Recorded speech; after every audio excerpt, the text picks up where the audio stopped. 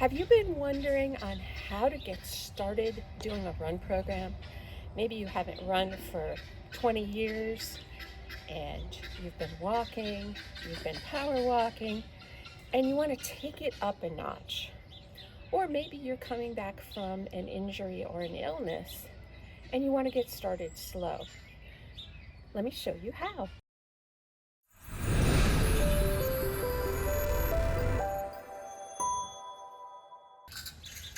Welcome back to the channel, fitness friends. Today's video is going to be short. I just want to give you some pointers on how to get into a run program. I've had a lot of questions about this from current clients and just from people on my channel. It's not an easy thing, and there actually are not a lot of videos out there that talk about how to do it from the beginning. First of all, number one, get good shoes. And that means you. If you don't have a good shoe fitting running store near you, look up on the internet, measure your feet properly, and get shoes that fit and give you enough space in the toe box to spread your toes out as your foot makes that motion. Remember, feet up, so important when you're running. It's important when you're walking, but even more important when you're running. Next thing, make sure that you stay hydrated. This is critical, more so when you're running than walking because you're exerting more. So make sure you take water with you. There are all kinds of belt packs and fanny packs if you don't want to carry it in your hand. Even if you're going out for just 15 or 20 minutes, make sure you do this. The next thing is to pick a safe location to run. There are a lot of rail trails. I happen to live on back roads, which is where I am right now. I'm just going out for a run.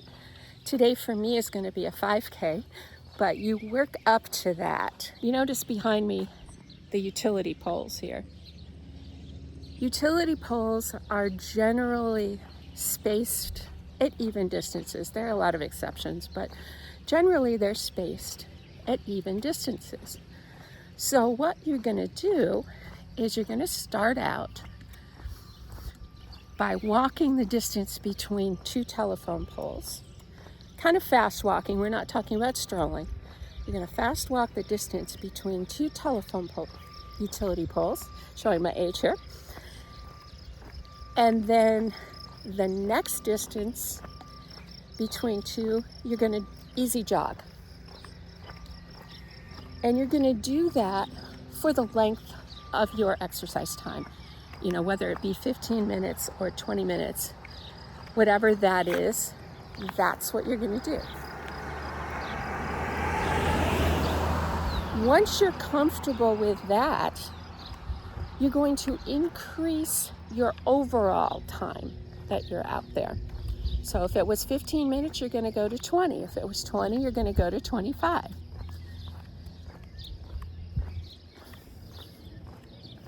Once you're comfortable with that, you're going to start walk one utility pole distance, jog one utility pole distance for that time period. The next step is same format, but you're going to take your jog to a little bit of a faster pace and keep increasing that. And then finally, take your run to 3 or 4 telephone poles and then walk. And you can see the pattern of how you keep increasing as you get stronger.